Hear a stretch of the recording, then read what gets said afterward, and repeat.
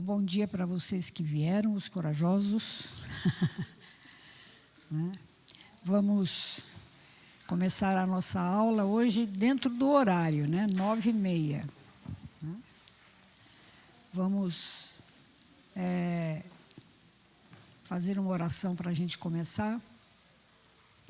Senhor, nosso Deus e nosso Pai, nós te rogamos a tua bênção e a tua direção para esse momento de estudo da tua palavra, que o Senhor fale ao nosso coração, para que possamos realmente aprender aquilo que o Senhor quer.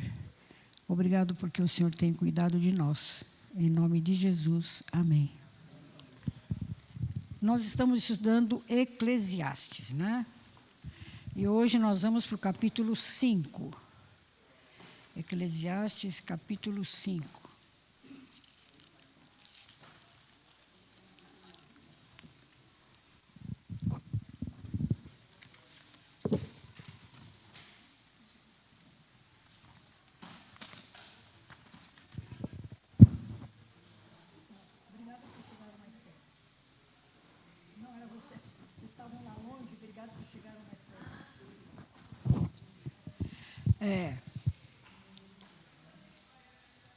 Capítulo 5 de Eclesiastes, o texto hoje é bem curtinho. E são só 7 versículos. E o assunto também é tranquilo aqui, no sentido de que a gente vai, talvez até terminar antes do horário. Vamos ver como é que nós vamos fazer aqui. Capítulo 5, nós vamos só do primeiro versículo até o 7. Vamos lá. Quem escreveu Eclesiastes mesmo? Salomão. Salomão foi rei, Não vamos nunca esquecer disso. Ele já estava assim... Eu sempre digo que acho que ele já estava aposentado, aí ele resolveu escrever. Provérbios, Eclesiastes, Cantares, Ele já estava, assim, já numa idade mais avançada. Depois que tudo aconteceu na vida dele, ele resolveu escrever algumas coisas que são sempre lições para nós. Sempre. A gente vai aprender com o que ele escreveu. Então, vamos fazer essa leitura. Os irmãos aí me acompanhem. Guarda o teu pé quando entrares na casa de Deus. Chegar-se para ouvir é melhor do que oferecer sacrifícios de tolos, pois não sabem que fazem mal.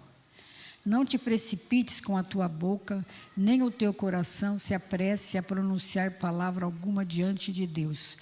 Porque Deus está nos céus e tu na terra, portanto sejam poucas as tuas palavras. Porque dos muitos trabalhos vêm os sonhos e do muito falar palavras nécias. Quando a Deus fizeres algum voto, não tardes em cumpri-lo, porque não se agrada de tolos. Cumpre o voto que fazes. Melhor é que não votes do que votes e não cumpras. Não consintas com a tua boca que a tua boca te faça culpado, nem digas diante do mensageiro de Deus que foi inadvertência.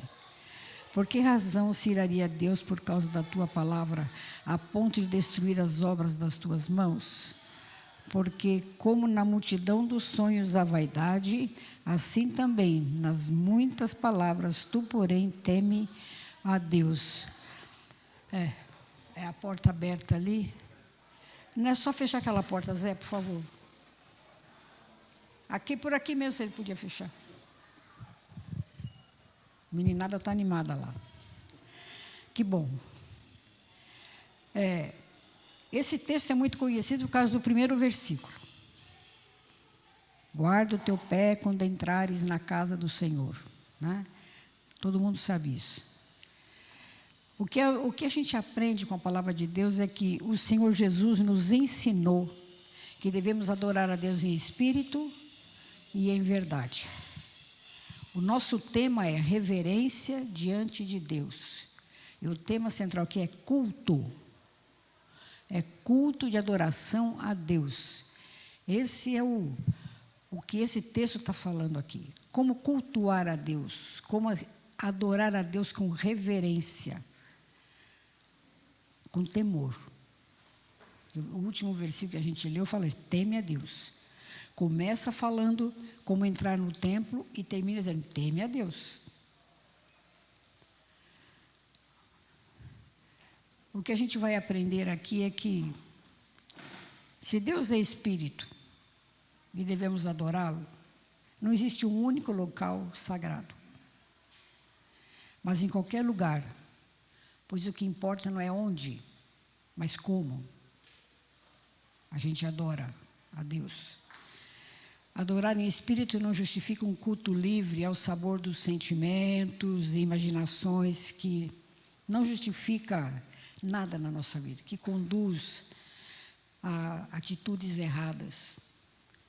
Além disso, as Escrituras deixam claro que a verdadeira adoração vem da sinceridade do nosso coração.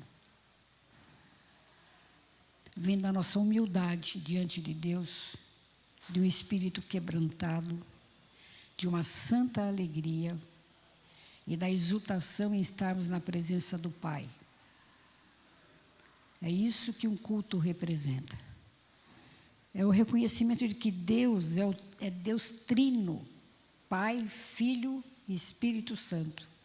Quando eu adoro a Deus, eu adoro o Pai, eu adoro o Espírito Santo, eu adoro o Filho. E o centro do culto é o Filho. Nós podemos cultuar a Deus porque o Filho permitiu isso. O Filho morreu na cruz para que a gente pudesse adorá-lo, porque Ele é um mediador. É isso que a Bíblia ensina. Ele é o caminho para a gente chegar no Pai. Então, quando a gente vai falar de culto aqui hoje, nós vamos falar assim que é muito importante isso. Eu quero ler 2 textos, Hebreus 12, 28 e 29. Por isso, recebendo nós um reino inabalável, retenhamos a graça pela qual sirvamos a Deus de modo, vamos ler? Agradável, com reverência e santo temor. Olha o outro. Porque o nosso Deus é fogo consumidor. Com Ele não se brinca. É assim que Ele quer. Com reverência, com santo temor. E já explico aqui, temor não é medo. Temor é respeito, é obediência.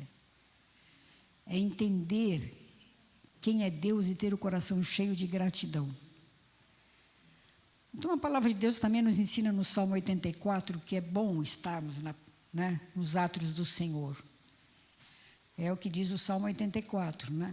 O pardal encontrou casa e a andorinha ninho para si, onde acolhe os seus filhotes, e eu achei os teus altares, Senhor dos exércitos, Rei meu e Deus meu. Quer dizer, eu escolhi te adorar, porque o Senhor é meu Rei. Eu te devo tudo isso ao Senhor, né? Bem-aventurados os que habitam na tua casa, louvam-te perpetuamente. A palavra de Deus também nos fala que o culto... Que culto que Deus não aceita? Não são somente os acréscimos e invenções humanas que estão aí presentes, né?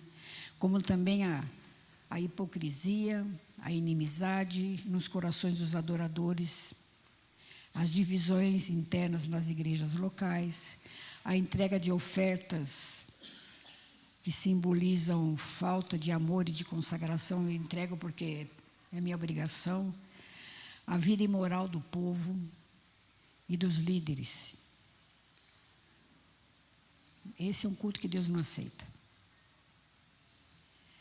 E o texto aqui está falando do templo de Salomão, o templo que ele construiu, com muito sacrifício, porque o pai dele não pôde construir. Ele terminou essa obra magnífica. Não dá para a gente descrever aqui como era o templo de Salomão. E quando ele fala guardar o pé, ele está se referindo a esse templo. Mas vamos pensar que o povo não pensava muito seriamente sobre o templo, como adorar a Deus. Vamos ver aqui Isaías capítulo 1. Por que Deus convocou Isaías? Né? Vejam lá, ele convocou Isaías para corrigir os erros do povo. Nós vamos ler aqui 5 versículos falando isso. Ouvi a palavra do Senhor.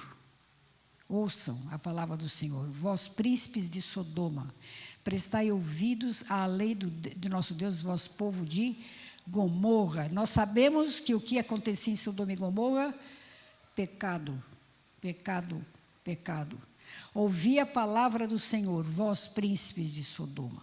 O 11, pode seguir aí. De que me serve a mim a multidão de vossos sacrifícios? Diz o Senhor, estou farto de holocaustos de carneiros e da gordura de animais cevados, e não me agrado do sangue de novilhos, nem de cordeiros, nem de bodes. Quando vindes para comparecer perante mim, quem vos requereu a só pisardes os meus átrios? Como é que vocês chegaram aqui nos meus átrios? Quando vindes, quando vocês vêm para o templo, né? Como é que acontece isso? Para comparecer perante mim, quem vos requereu só pisardes os meus átrios? O 13. Não continueis a trazer ofertas vãs. O incenso é para mim abominação, e também as festas da lua nova, os sábados e a convocação das congregações. Não posso suportar iniquidade associada ao ajuntamento solene. Volta um pouquinho aí. Olha. Não posso suportar iniquidade associada ao ajuntamento solene. Não posso, é Deus falando. O 14. As vossas festas da lua nova e as vossas solenidades, a minha alma as aborrece. Já me são pesadas, estou cansado de as sofrer.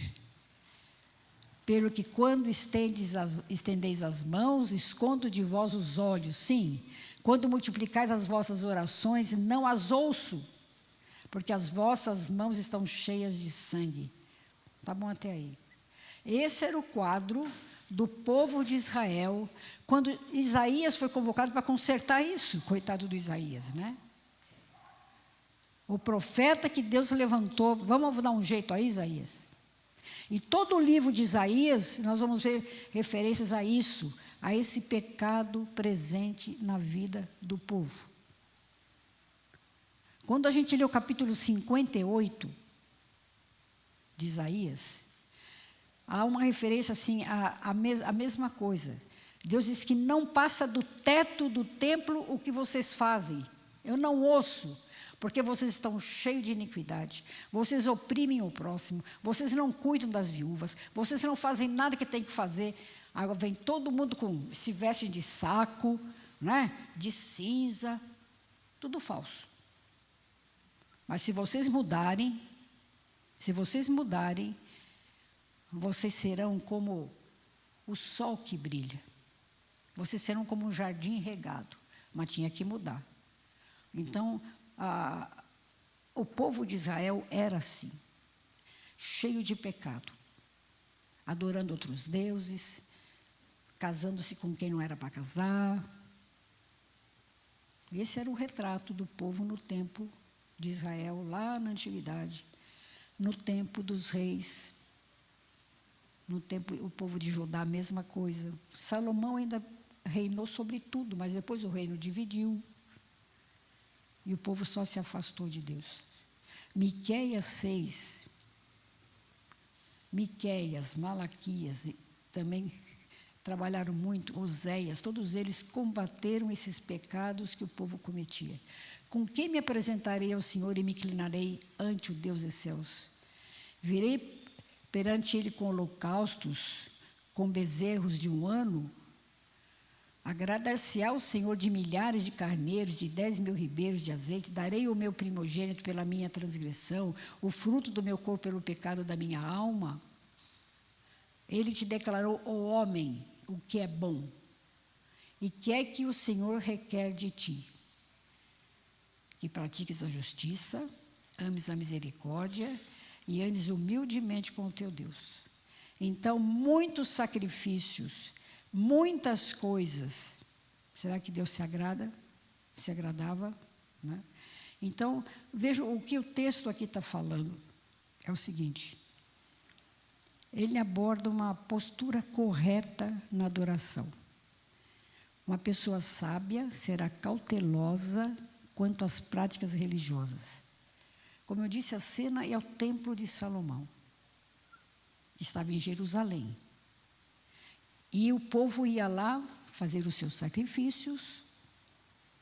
Havia o sumo sacerdote, outros sacerdotes, os levitas, um coral maravilhoso. Quando a gente lê, a gente vê que eles ensaiavam para cantar, os levitas. Tudo bonitinho. Mas aí vem a advertência do Salomão. Guarda o teu pé. Onde é que eu ia deixar o pé? Dá para guardar o pé em algum lugar? Guarda o teu pé. Esse guardar o pé é uma linguagem figurada. Cuidado. Cuidado. Porque o culto requer reverência. O culto requer honestidade. Deus no céu, nós aqui na terra, e Ele exige de nós esse culto. Ele não precisa, mas Ele quer. Ele quer que cada um se volte para Ele, como diz o texto, com justiça, humildade e misericórdia, para atender o próximo. Então, quando você entrar na casa de Deus, guarda o teu pé. Eu não sei o que vai ter nesse pé. Entendeu? Vocês podem até me ajudar, o que vocês acham, né? O que será o que pode estar nesse pé que ele tem que ficar de fora? Diante do que acontecia lá, o povo era. Consciência limpa. Vida limpa. Você vai entrar no templo, que jeito?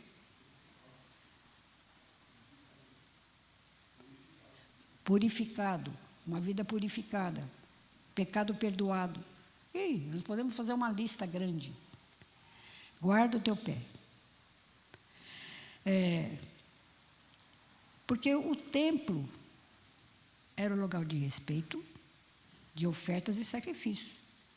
Deus não está condenando os sacrifícios que o povo fazia, porque era comum levar o cordeirinho, né? Levar a ovelha. Quem não podia ter uma ovelha levava o quê mesmo? Uma pomba. Era costume levar isso no templo, prestar esse sacrifício.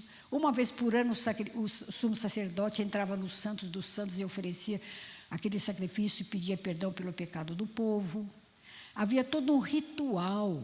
Quando a gente lê Deuteronômio, a gente lê a partir de Êxodo, desde que se criou de templo, e não havia templo, havia tabernáculo, que era a mesma coisa. Guarda, tem coisa que não pode entrar. O que você vai deixar de fora? Que não pode entrar no templo. Então, vejam bem, nós já falamos algumas coisas aqui, né? Não pode entrar falsidade, não pode entrar pecado escondido, não pode entrar coisas assim que, sei lá, né? É complicado quando a gente pega a palavra de Deus e a gente vê que o que é que eu tenho que deixar de fora quando eu vou cultuar a Deus. Então, como é que é hoje? Vamos esquecer aqui Israel. Hoje nós não prestamos sacrifícios, nós não precisamos disso, porque Jesus pagou o único sacrifício que salvou todos nós não precisamos mais de sacrifícios, nós não precisamos, né, de todo aquele ritual de roupas bonitas, né? Nós precisamos de coração sincero. Como deve ser o culto? O culto é para me agradar ou para agradar a Deus? Quem? Para agradar a Deus. É sempre assim? É assim que tem que ser. O culto é para agradar a Deus. Quem a gente adora no culto? Quem nós adoramos? Tem muita gente que adora a liderança. Quando o pastor é bom, é famoso, todo mundo idolatra o homem. Vocês podem até, não vou nem pedir para dar um exemplo, vocês já vão, de cara, vocês já vão dizer aqui o nome. Adora, porque ouça a mensagem dele. A quem a gente adora? A quem que a gente agrada? O culto não é para agradar a mim. E eu não venho no culto para me agradar. Eu venho no culto para agradar a Deus. Então, o meu pé tem que tomar cuidado e deixar lá do lado de fora tudo aquilo que vai impedir que eu adore esse Deus. E também não importa o local. Não é as quatro paredes que vão dizer. Por exemplo, eu tive o privilégio de viajar para a África com o trabalho feminino por 2 vezes. Lá em 2008 e depois 2012. Em 2008, nós fomos participar de um culto debaixo de árvore. Muita gente, um púlpito improvisado, não tinha parede, e a multidão ali de pé, multidão que eu digo porque era muita gente mesmo, participando daquele culto. E não era um culto de 1h30, para a gente ficar no relógio. Não, era de 4 horas a mais, e não tinha fim.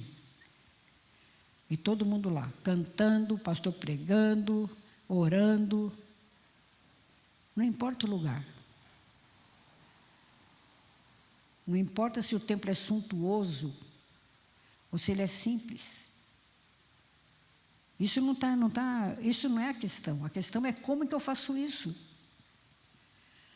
O que eu deixo de fora com meu pé, que não pode entrar nesse culto, né? Então, o que importa é como nos portamos. Como nos portamos para adorar o Pai, adorar o Filho e adorar o Espírito Santo. Dá uma licença aqui, que minha folhinha grudou uma na outra aqui.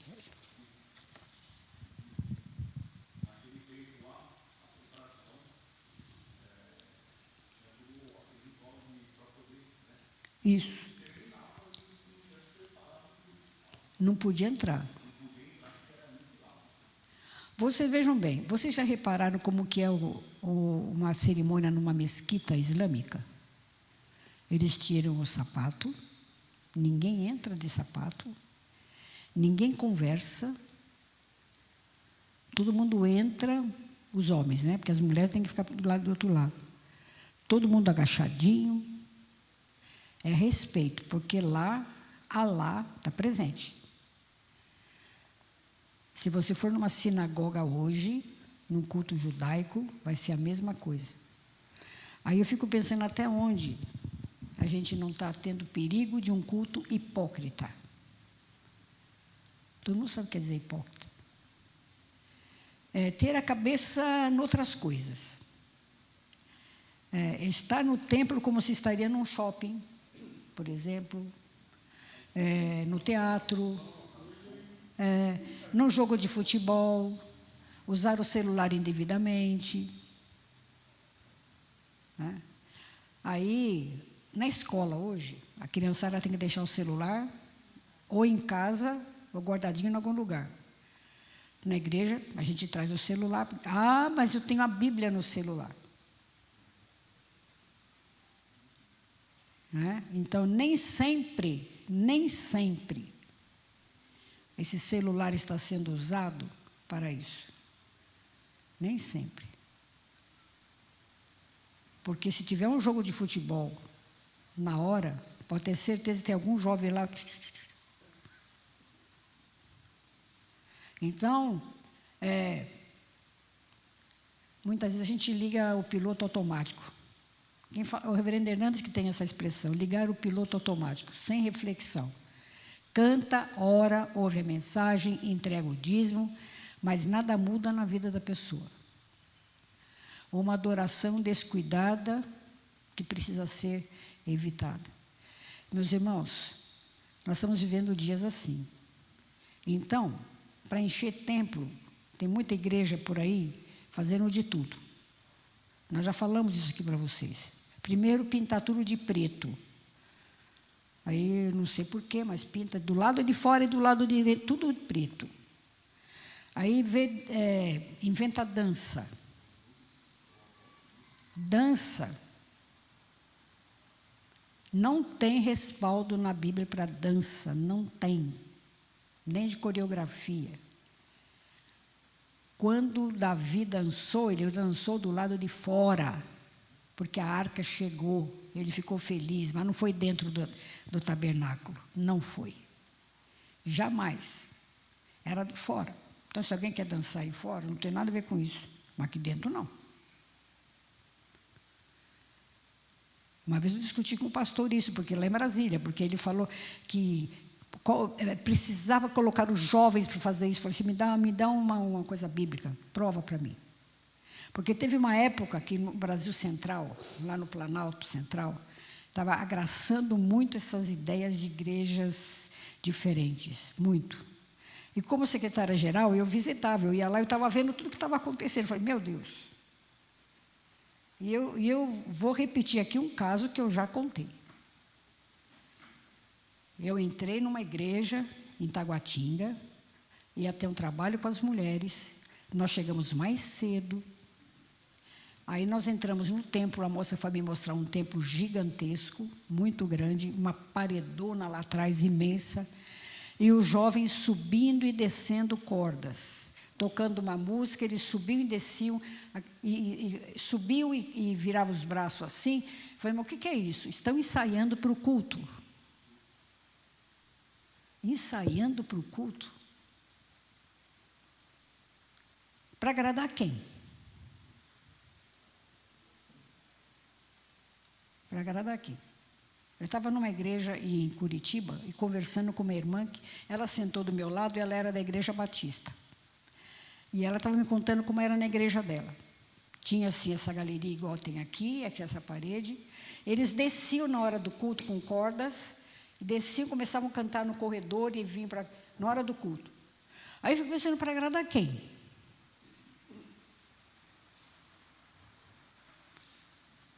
Sabe, então a gente precisa realmente tomar cuidado quando a gente fica pensando que tem que mudar. Tem que mudar. Mudar o quê? Porque isso é uma adoração descuidada. Nós estamos no templo para adorar a Deus. E não fazemos isso por dever, por obrigação. Fazemos isso porque amamos o nosso Deus. Porque não nos esquecemos de ser gratos pelo que Ele fez por nós. Só por isso. Agora, realmente, né, a gente desvia e vai para aqui, vai para lá, né, vai desviando o assunto. Quando a gente vê, já está falando coisa, já está falando. É normal, sabe? Já falo que isso é normal. É normal. Mas a gente tem que fazer assim, guarda o teu pé. E guarda o teu pé para ouvir. É que diz o versículo 1. Guarda o teu pé para ouvir. Chegar-se para ouvir é melhor do que oferecer sacrifícios. Ouvir. Ouvir o quê? Ouvir a palavra. Obedecer a essa palavra. E andar em humildade diante de Deus. Isso é melhor do que sacrifícios. É melhor que sacrifício. Para ouvir Deus falando ao nosso coração. Isso aí é sabe, é o que a gente tem que entender. Não importa, vamos falar uma coisa aqui, quem vai pregar. Não importa quem vai cantar. Importa como está o meu coração. Não importa isso. Dona Neuza Faustino, uma senhora aqui de São Miguel Paulista, por 40 anos orou pela conversão do seu marido. Quando ela casou com ele, ela sabia que ele não era crente, ele nunca mais deixou ela ir na igreja. Você não vai. As mulheres podem até vir aqui, mas você não vai. E ouvindo o testemunho daquela mulher, você chora. Até hoje eu me lembro como se tivesse hoje ouvindo aquela mulher falar. Que ele era boêmio, final de semana, ele usava, há muitos anos para trás isso, ternos de linho, que ela tinha que passar, camisas que vinham sujas de batom e ela tinha que lavar. E ela dizia, eu enxugava aquelas roupas, ou engomava aquelas camisas com as minhas lágrimas. E ela não ia para a igreja porque ele não queria. Um dia, chovendo, no sábado, ele não saiu. Domingo de manhã, ele falou assim, eu não vou fazer nada, hoje eu vou levar você na igreja. Ela quase teve um choque. Eu vou levar você na igreja hoje. E levou ela, não na igreja de São Miguel, mas na congregação ali, que tem perto ali, esqueci. Vila Buenos Aires. Levou ela lá. Era uma congregação. O pastor não estava. O pastor estava viajando. Um diácono deu a aula na escola dominical. Um senhor simples. Não foi nenhum erudito, não foi nenhum Hernandes Dias Lopes. Foi um diácono. E esse homem se converteu com a mensagem daquele homem simples, dando aquela aula lá. Aí não importa quem fala, importa o coração de quem fala. Quando o coração realmente está voltado para as coisas de Deus, é isso que importa. Então, a gente vem para o culto para se sentir bem, sim, com certeza. O culto fez muito bem para mim. Foi uma bênção, que bom. E para Deus também foi. Deus também se sentiu bem com aquilo que você fez dentro da igreja. Porque Ele está vendo tudo. Ele é um Deus que vê. Ele é um Deus que vê tudo. Então, guarda o teu pé para ouvir a palavra. Tira alguma coisa dela. O que ela ajuda na sua vida? O verso 2 do verso 3 diz que o culto é um momento de entregar na presença de Deus em oração. Porque dos muitos trabalhos vêm os sonhos, e do muito falar, palavras nécias. Quando a Deus fizeres algum voto, não tardes em cumpri-lo. O verso 2, eu pulei o 2. Não te precipites com a tua boca, nem o teu coração se apresse a pronunciar palavras alguma diante de Deus. Está falando de oração. O culto é o momento de oração. Momento de entregar na presença de Deus em oração. E isso é um privilégio. Porque nós temos certeza que eu estou orando e Deus está me ouvindo. Então não é o muito falar. Não é o muito colocar. Não é usar numa oração, né, como o fariseu fazia. Lembra que Jesus contou? O fariseu batia no peito que ele era o bom. Eu faço isso, eu faço aquilo, eu sou bom. E o publicano tadinho lá, o que ele falava? Tem piedade de mim, Senhor, tem compaixão de mim.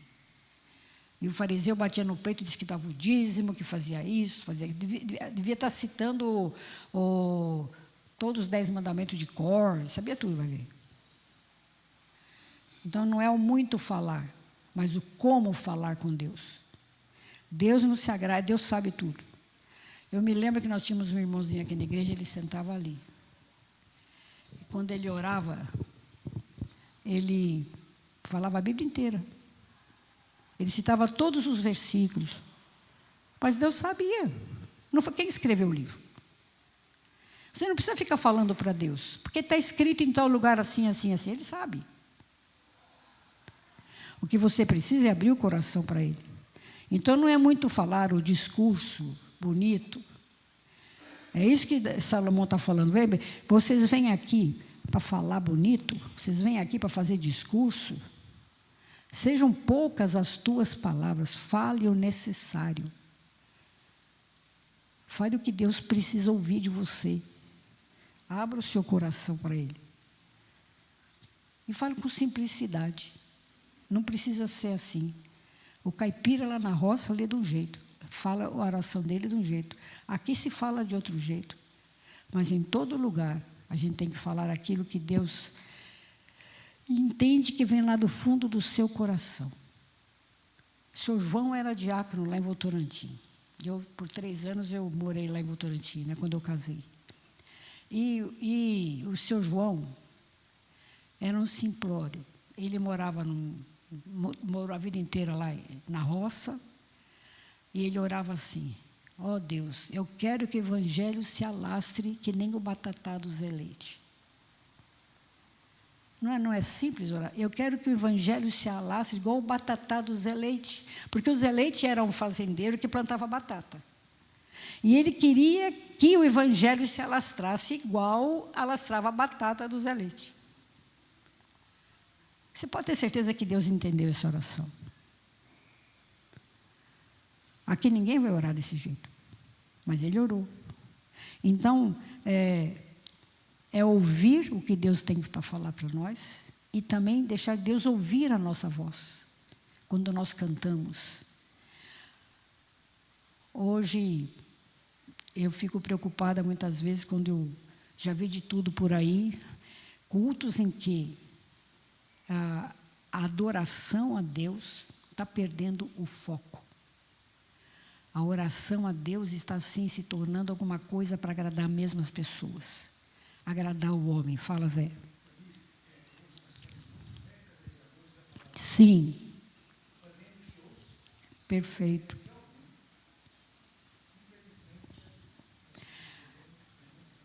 E o povo gosta disso.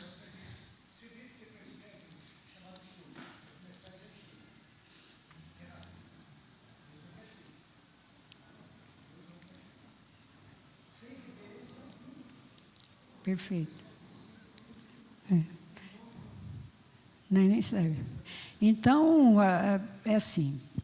Tem uma igreja em Belo Horizonte, chamada da Lagoinha. Começou lá, a igreja da Lagoinha. Já se alastrou para todo lado, para o estrangeiro, já está em vários lugares, você passa aí, você vê aí Lagoinha. Mas começou lá.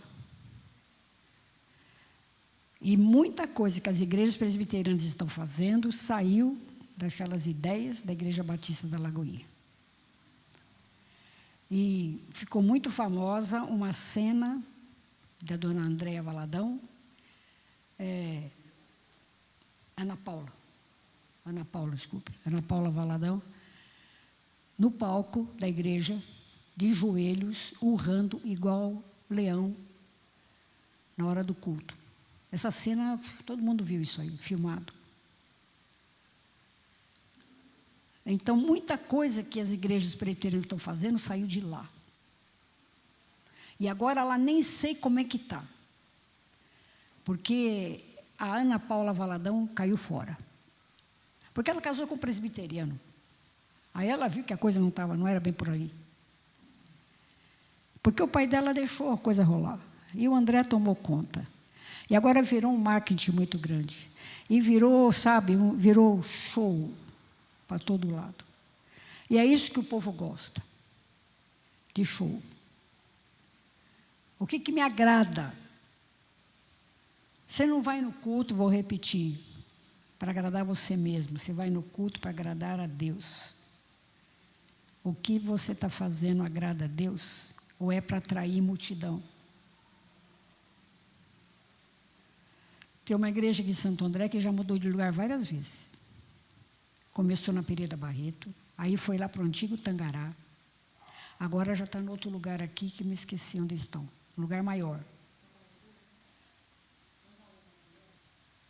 Na Pirelli? Está onde? No Carrefour. Porque foi mudando, porque muita gente que vai, não cabe. Não cabe. Aí, vejam bem, a gente tem que falar o que é realidade. Felizmente, graças a Deus, pela nossa igreja. A Igreja Presbiteriana do Brasil tem tomado todo o cuidado com isso. Há alguns anos escreveu uma carta pastoral, dizendo como deve ser o culto, as partes do culto, e nada mais que isso. Culto não é lugar de inventar moda. Entendeu? Culto não é lugar de fazer homenagem para as pessoas, você está lá para homenagear a Deus. Eu, no trabalho feminino, eu bati o pé com isso a minha vida inteira. Eu fui falar num culto de aniversário de uma SAF de São José dos Campos, e era de noite, e meu filho foi comigo. E aí, eu sentada lá do lado de um monte de homem lá, aí teve homenagem para fulana de tal, homenagem para ciclana, e não sei o que lá. Ele só fazia assim no relógio para mim, temos que voltar para Santo André. E o culto, e aí, agora que me deram a palavra, era 9h30. O culto tinha começado às 7, para vocês terem uma ideia.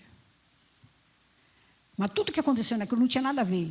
Então é o seguinte, você quer presentear fulano, ciclano, você quer homenagear, depois que o culto acabar, depois da bênção, faz o que você quiser. Mas antes da bênção é culto. É adoração, é contrição, é estudo da palavra, intercalado com cânticos, é consagração, acabou. Aí não temos que inventar nada. Não temos que inventar nada. Isso está, você pega assim, você vai ver que isso está dentro da Constituição da Confissão de Fé de Westminster, isso está dentro das normas da nossa igreja. Tem que zelar por isso. Toda vez que o Supremo Concílio se reúne, tem essa preocupação. O que estamos fazendo nos cultos? Como estão os nossos cultos? Então é simples. Você entra aqui para adorar a Deus, com reverência, com respeito e nada mais. Você vai cantar, você vai orar, você vai ouvir a palavra, você pode ouvir um testemunho, você pode ouvir batismo, ver batismo, profissão de fé, santa ceia. Isso é culto. O que passa disso, é que o Zé falou, é show. O que passa disso? Vaidade. Só falta o quê? Ele não escreveu aqui dessa vez, mas Salomão vai escrever no vaidade das vaidades. Tudo é vaidade. Tudo é vaidade. Tem muito showman por aí. Muito showman. Se vestindo aí de... Né? Eu não sei, porque teve um tempo que a coisa estava muito pior que agora. Eu nem sei te falar, Zé, que já vi. Aliás, esse, né, do chapéu na cabeça, Deus tem misericórdia que ele vai para o inferno, bonitinho. Sem dizer as inventações de moda, né? Mas deixa para lá que não tem nada a ver com culto. Muito bem.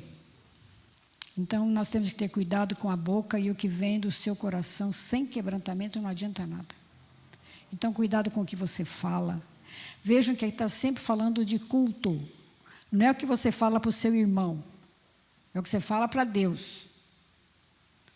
Tudo aqui é culto. E nós vamos entrar agora na questão dos votos. Também voto a Deus, não é o outro irmãozinho, não. Não é? É cumprir os votos.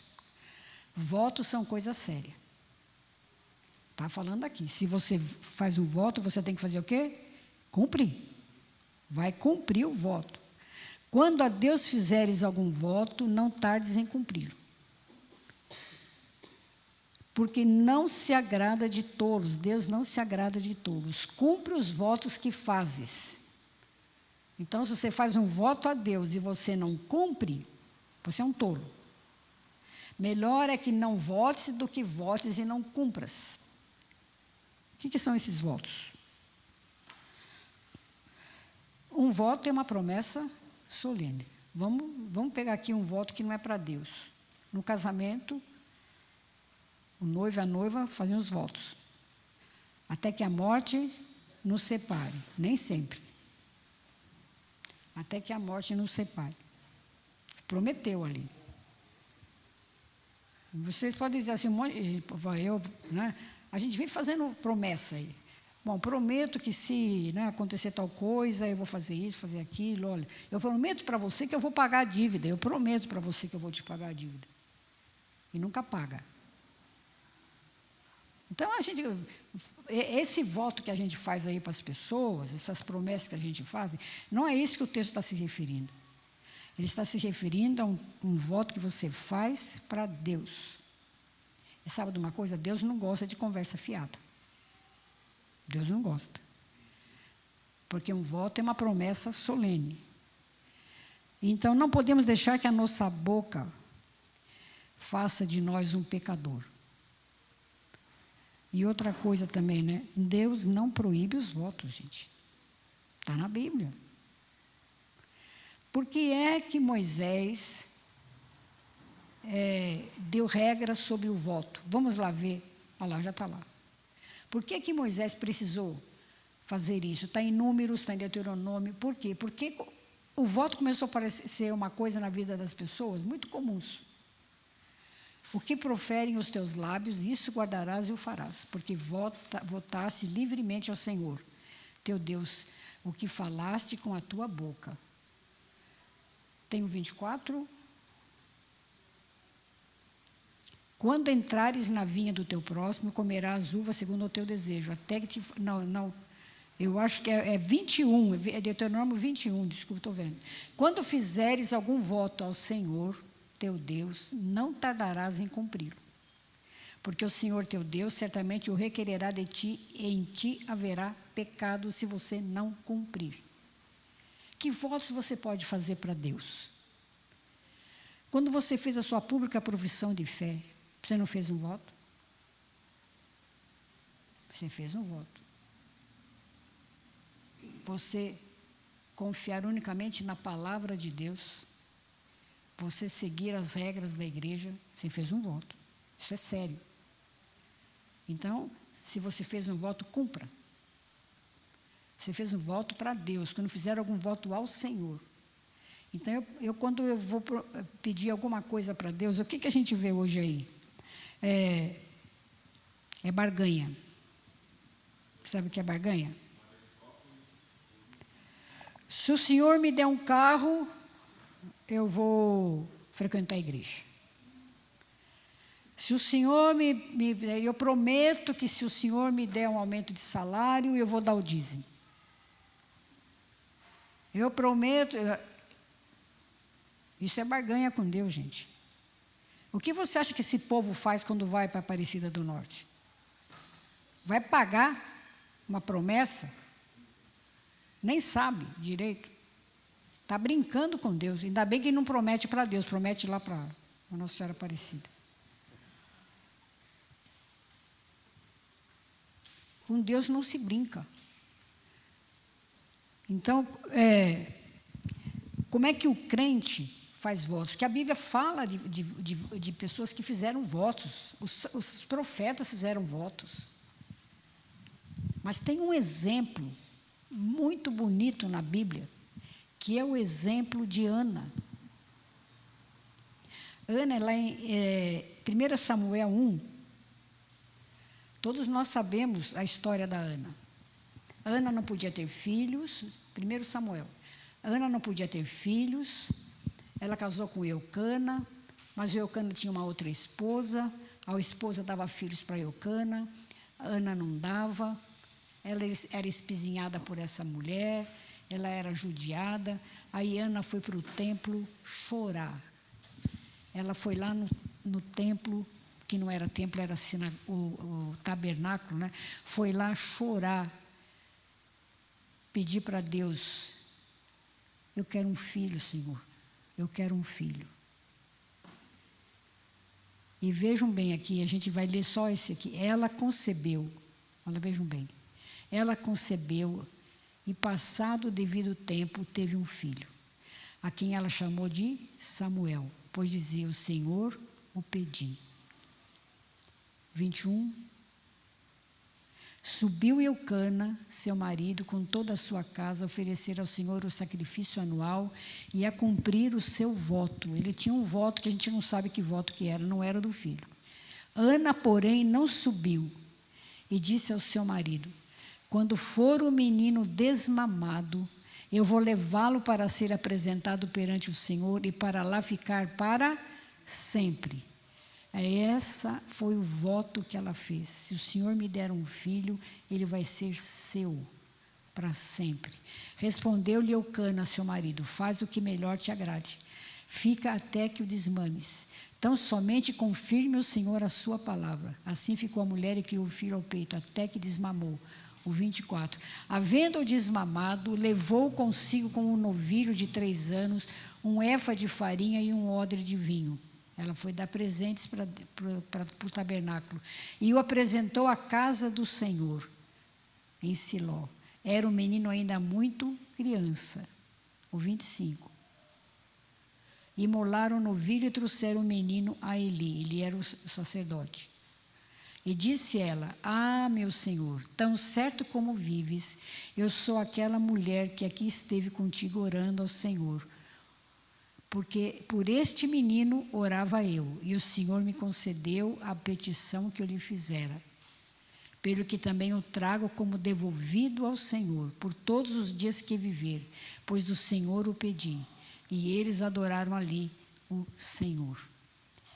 Ela pediu um filho e fez um voto: se eu tiver esse filho vai ser seu, vai te servir na casa de Deus. E Deus ouviu a petição da Santa. Esse é um exemplo mais claro, mais bonito que a gente tem de um voto feito para Deus.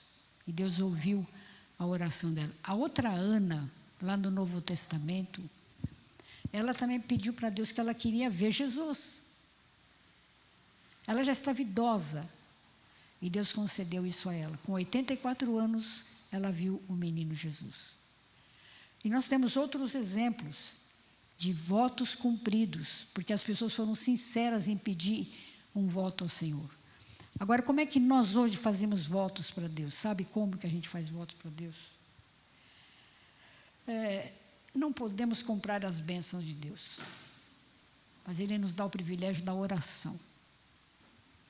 Então, o crente coloca seus pedidos diante de Deus em oração, em contrição, e pode receber uma das 3 respostas. Qual é? Sim, não espera. Sim, vou atender o seu pedido. Não, não vou atender seu pedido. Espera. Espera. É assim que nós fazemos nossos votos para Deus. Nós choramos diante dele. Como aquela senhora lá de São Miguel Paulista fez. 40 anos orando pela conversão do seu marido. Espera. Um dia. E ela foi atendida. É assim que nós fazemos os nossos votos para Deus. Vamos orar. Problema de saúde, problema familiar, seja lá o que for, vamos orar. Com coração gratuito, de gratidão a Deus, com muita humildade. Ó Senhor, eu não sou nada. Mas se o Senhor olhar para mim, me atender, amém, Senhor. Então, as 3 respostas de Deus a gente não sabe. Mas nós não podemos desistir. Filipenses 4:6. Não andeis ansiosos de coisa alguma. Em tudo, porém, sejam conhecidas diante de Deus as vossas petições. Como? Pela oração, pela súplica, com ações de graça.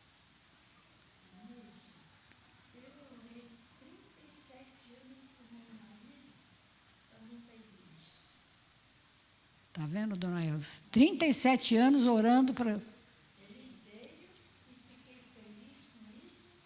Aí eu tinha casa, eu pegava ele e ia para a igreja, os cultos que tinha dos irmãos. Ele ficava feliz. Está vendo? Mas orou muito tempo, né? Nós temos muitas... Né? Então, mas aí ele... Mas aí o Espírito Santo que teve que atuar mesmo. Por isso que a gente tem que pedir. Não é? Eu fiz encontro de casais. E ele fez? Aí ele falou, vamos. Eu fiquei feliz. Claro. Chegando lá, ele aceitou Jesus. Está vendo? Batizou. Eu não era casada na igreja, eu casei. Olha aí. Não sabia desse. Você é católico, eu sou evangélica, eu não vou casar na igreja. Mas consegui. Depois eu fui orando. Casaram na igreja, que bonitinho, tá vendo? Nunca é tarde, né? Bom, o importante, meus irmãos, é sinceridade. Aqui a palavra-chave aqui é reverência, sinceridade de coração. E o que nós fazemos para Deus com o nosso coração sincero. Quando a gente está em pecado, está fazendo coisa errada, Deus não se agrada disso, nós sabemos disso muito bem. O versículo 6 e o versículo 7, não consintas que a tua boca te faça culpado, nem digas diante do mensageiro de Deus que foi inadvertência. Por que razão se iraria Deus por causa da tua palavra, a ponto de destruir as obras das tuas mãos? Não consintas que a tua boca te faça culpado. Cuidado com o que você fala para Deus. Diante do mensageiro. O mensageiro aqui é o sacerdote, é o líder religioso. Não fala bobagem. Sonhos aqui, que ele está falando de sonhos, é bobagem. Você fica falando, sabe? Deus não se agrada disso. Deus não se agrada de palavras tolas. Deus não se agrada de coisas que Ele não... o que agrada a Deus? O que agrada a Deus? Quem muito fala, muito... Como é o ditado? Quem muito fala, erra. Muito erra. Quem muito fala, muito erra. Há um ditado também que diz assim, nós somos senhores... Não, nós somos escravos das palavras proferidas e senhores daquelas que nós não proferimos. Somos escravos que quando você fala, palavras ao vento, você não segura mais. Isso vale também para a nossa vida aqui, sem ser só para Deus, certo? Quando a gente fala as coisas aqui para o outro, quando falou, está falado.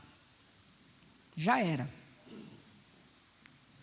Agora, quando você não fala, quando você guarda aquilo para você, você é senhor disso que você não falou. E para Deus é a mesma coisa, entendeu? Então, vamos falar com Deus aquilo que agrada ao nosso Deus. Há uma verdade pura aqui, que termina o versículo 7. Teme a Deus. Esse é o segredo, é o temor de Deus. O temor do Senhor é a essência da verdadeira espiritualidade, do verdadeiro culto. É isso que Salomão quer deixar para nós. Concluindo, meus queridos, Deus não se agrada de um culto tributado somente com os lábios. Ele exige um coração crente, devoto e humilde. É um culto sincero. E todo o nosso acesso a Deus só pode ser através de Jesus Cristo. Jesus Cristo é o Senhor da nossa vida. Ele é o único objeto legítimo do culto. Ele que merece ser adorado, Ele que merece ser exaltado. Ele é o nosso mediador, que está nos defendendo junto a Deus, que morreu em nosso lugar. O culto, por isso, é um lugar de ajuntamento solene. Não importa o local. Não há um lugar mais sagrado que o outro. Não importa. O culto público não é restrito a um certo lugar. Isso diz a confissão de fé. Onde o povo de Deus se reunir com o propósito de cultuar publicamente a Deus, ali temos um culto solene. Porque ali nós vamos ter essas partes importantes. Sempre o que eu estou fazendo aqui, eu vim aqui para adorar a Deus. Eu vim aqui para me redimir dos meus pecados. Eu vim aqui para louvar a Deus com os cânticos. Eu vim aqui para orar. Eu vim aqui para ouvir a palavra. E para sair daqui edificado. Edificado. Porque eu pude aprender, porque eu pude louvar a Deus. E eu só espero que Deus então se agrade daquilo que eu fiz aqui. Quando o culto acabar, Senhor, o Senhor gostou do que eu fiz aqui hoje, no culto? Vamos pensar nisso, né?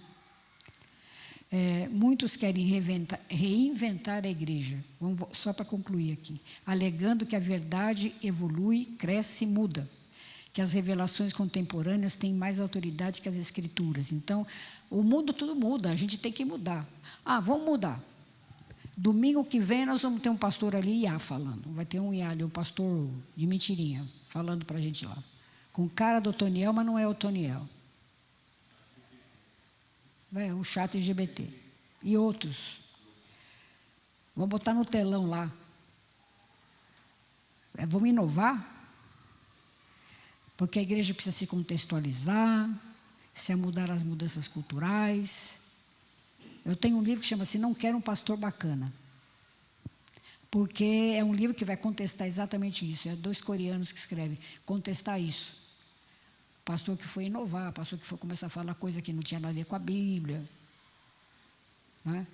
Cuidado com o que a gente vai cantar, assim, cânticos, né? Sempre tem que ter um zelo pelos cânticos. O cântico não fala muito do eu. Eu quem? Eu um canto que cantava aqui, que felizmente parou de cantar. Né? É o rompendo em fé. Porque eu vou derrubar a montanha, eu vou fazer, eu sou capaz de fazer. Quem é você? Você não é nada. Felizmente pararam de cantar isso. É nós somos a igreja. Senhor, o Senhor que tem que ser exaltado em qualquer coisa que a gente vai cantar. É Ele que tem que ser exaltado. Né? Então, a igreja não precisa ficar inventando moda com falsas convicções religiosas. Né? Tem um pastor que pregou exatamente assim. Jesus estava no barco, foi encontrar os discípulos que estavam no outro barco e tinha uma tempestade. Não, Jesus vinha vindo, né, na água, andando.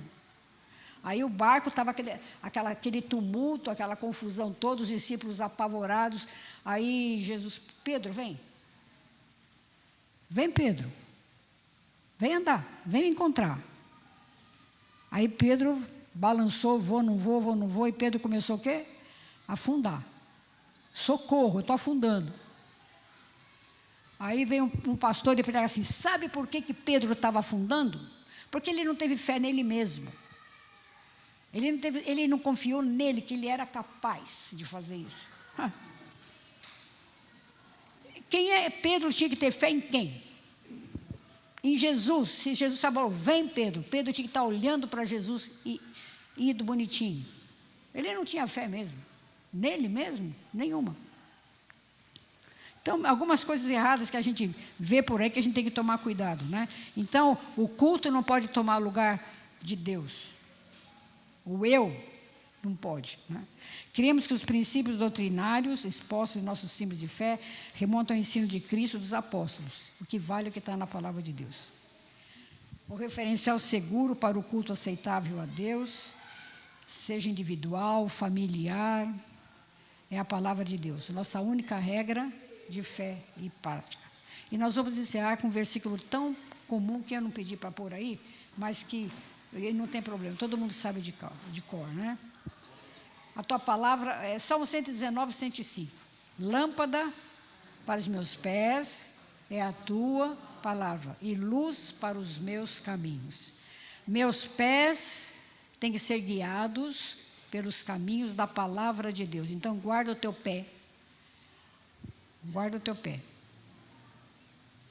Vocês vão embora hoje com essa coisinha na cabeça. Guarda o teu pé. Onde é que está o teu pé, hein? O que ele anda fazendo? Não vai cortar o pé, não, por favor. Não vão cortar pé nenhum. Né? Mas isso aí é o que guia os nossos pés, é a palavra de Deus, é a Bíblia que a gente segue e pratica, sem inventar moda. Amém?